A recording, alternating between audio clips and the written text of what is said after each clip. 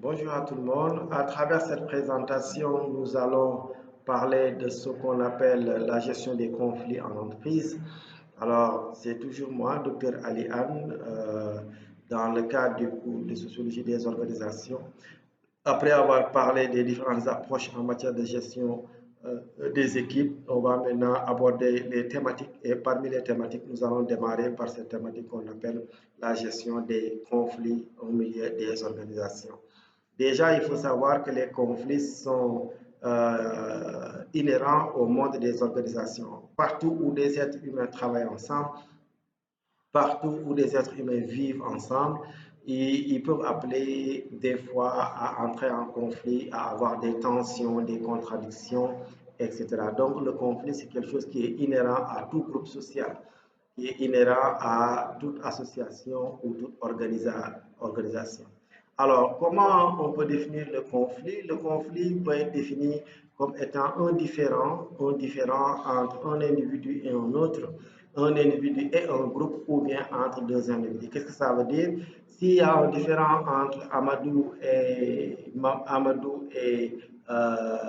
Ousmane, ce différent entre ces deux individus peut être considéré comme étant un conflit. Un différent entre un chef d'entreprise également et le syndicat qui regroupe un groupe d'individus est considéré comme un conflit. C'est le cas d'un différent entre un individu et un groupe. Des fois aussi, on peut avoir deux groupes qui sont en opposition dans une organisation. Supposons qu'on soit dans le cadre d'une élection syndicale dans une entreprise et qu'il y ait deux groupes qui se radicalisent par rapport à la désignation de la personne qui doit diriger le syndicat. Ça peut mener des fois à des conflits au niveau des entreprises. Alors, le conflit, je viens de le dire, est inhérent au monde des organisations. Ça se présente dans les différents cas que nous aurons à voir.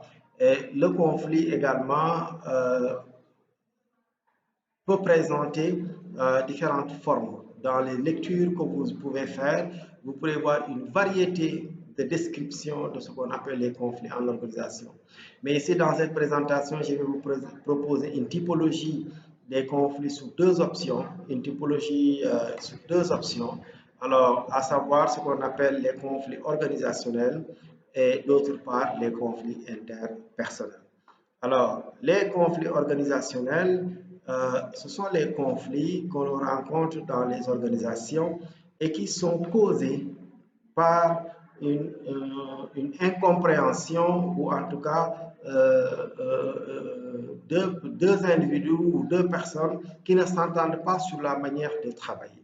Alors, quand on ne s'entend pas sur la manière de travailler, quand on ne s'entend pas sur la méthode et sur la démarche, quand on ne s'entend pas sur comment faire les choses, ça peut déboucher sur des conflits. Et là, ces conflits, on peut les nommer des conflits organisationnels parce que c'est lié à l'organisation. Travailler ensemble suppose ne pas être d'accord des fois sur des choses et des fois, le fait de ne pas être d'accord peut amener à ce que les gens vraiment entrent en conflit. Le deuxième type de conflit, c'est le conflit interpersonnel. Le conflit interpersonnel, c'est quand deux personnes se perçoivent l'une et l'autre comme opposées, comme différentes. Et ces deux personnes-là ne s'aiment pas tout simplement. Du fait des caractéristiques personnelles, du fait de la personnalité, du fait d'une concurrence, du fait d'un désamour, etc., etc. Mais c'est un conflit tout simplement qui est lié à une aversion de l'un par rapport à l'autre. Chacun se rejette mutuellement pour une raison liée à la personne. C'est pour ça qu'on appelle cela un conflit de personnalité. Alors, par rapport à ces deux conflits, il est bien de dire que le conflit organisationnel est normal. Hein, parce que, comme je l'ai dit tantôt, travailler ensemble suppose ne pas toujours être d'accord et suppose souvent des contradictions qui peuvent des fois énerver les uns et les autres. Mais c'est des contradictions qui sont appelées à être dépassées. Par contre, le conflit organisationnel, on a tendance à dire que ça n'a pas sa place en organisation. Parce que détester l'individu pour ce qu'il est, détester l'individu par rapport à sa personnalité, détester l'individu par rapport à sa couleur de peau ou par rapport à son genre ou tout autre élément de la sorte est regrettable dans le monde des entreprises. On ne choisit pas ses collaborateurs, on ne choisit pas les gens avec lesquels on partage le bureau, on ne choisit pas forcément ses patrons. Et ce qui fait qu'on peut être amené des fois à travailler avec des individus qu'on n'apprécie pas forcément. Mais l'organisation voudrait que quand c'est le cas, que l'employé arrive à dépasser cette situation et à vivre une relation de collaboration dans le respect et dans la discipline. Donc le conflit interpersonnel n'a pas sa place en entreprise. Malheureusement, dans beaucoup d'entreprises, c'est ce conflit interpersonnel qui a tendance à gagner de la place. Des fois, on peut voir des gens qui ne s'opposent et en réalité, quand tu creuses, tu vas te rendre compte que ce n'est pas une opposition liée au travail, mais c'est une opposition liée à des affaires qui leur sont personnelles. Ça n'a rien à voir avec la production de l'entreprise, ça n'a rien à voir avec la méthode de travail, mais c'est lié tout simplement à des perceptions, des différentes perceptions par rapport à d'une personne à une autre. Donc, retenons que le conflit de personnalité n'a pas sa place en entreprise. Par contre, le conflit organisationnel, c'est normal. Alors, à partir de là, on peut voir donc qu'il y a deux causes essentielles, une cause organisationnelle ou bien une cause interpersonnelle. Qui dit cause dit conséquence. Les conflits ont des conséquences dans les entreprises, telles que la rétention d'informations. Des fois, des gens qui sont en conflit peuvent garder des informations volontairement pour que l'autre ne puisse pas faire des résultats. Ça peut amener des tensions dans l'entreprise, ça peut amener des individus à être démotivés dans le cadre de travail, ça peut amener des individus à avoir une productivité moindre parce que quand on est dans un état d'esprit qui n'est pas positif, ça impacte sur la production et ça impacte sur l'activité. Naturellement, souvent, si vous prenez l'exemple, quand vous êtes en conflit avec quelqu'un, vous n'êtes pas à l'aise. Ça ne facilite pas l'innovation, ça ne favorise pas la productivité, ça ne favorise pas la créativité. Donc, le conflit a toutes ses conséquences dans le monde des entreprises. Ça fait que tout le monde est crispé, tout le monde est bloqué, tout le monde est dans une situation de stress et de tension. C'est pour ça que les conflits en entreprise ont le plus souvent des conséquences très négatives dans le monde des entreprises. Par contre, une entreprise où il y a une certaine symbiose, une entreprise où les gens sont en paix, une entreprise où les gens sont dans une certaine synergie, l'esprit est positif, la pensée est positive. Souvent, cette entreprise a tendance à faire de meilleurs résultats qu'une entreprise qui est souvent conflictuelle. Et sur ça, les chefs d'entreprise doivent faire très attention parce que bien souvent dans les entreprises, ce sont les chefs d'entreprise qui installent un climat de conflit. L'employé en soi ne peut pas installer un climat de conflit parce que souvent il n'a pas les moyens et la capacité de le faire.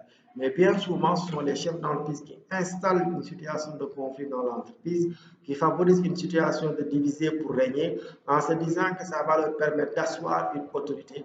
Mais en réalité, ce n'est pas une autorité qui permet de favoriser la productivité, mais c'est une autorité qui permet juste ce qu'on appelle le culte de soi. Mais en réalité, l'entreprise n'y gagne pas beaucoup de choses parce que derrière, il y a toutes ces conséquences que je viens d'évoquer. Des fois même, il arrive que des employés de valeur démissionnent dans des entreprises pour des motifs d'insatisfaction tout simplement, car dans l'entreprise, il y a beaucoup de tensions, il y a beaucoup de stress. Il arrive bien souvent que des employés de valeur démissionnent. Tout ça, c'est des aspects très négatifs liés au conflit. Par contre, les conflits organisationnels peuvent des fois avoir un avantage, comme on dit, après la pluie, c'est le beau temps. Des fois, les conflits organisationnels peuvent pousser les gens à réfléchir davantage. Des fois, ça peut pousser les gens à être plus innovants, ça peut pousser les gens à réfléchir davantage sur les cas et à creuser pour apporter les meilleures solutions. Donc, le conflit organisationnel peut des fois avoir un impact positif. Alors, les solutions pour les conflits, il y en a plusieurs.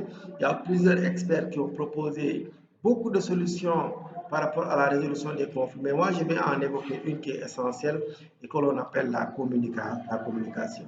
La communication est à la base de la gestion des conflits.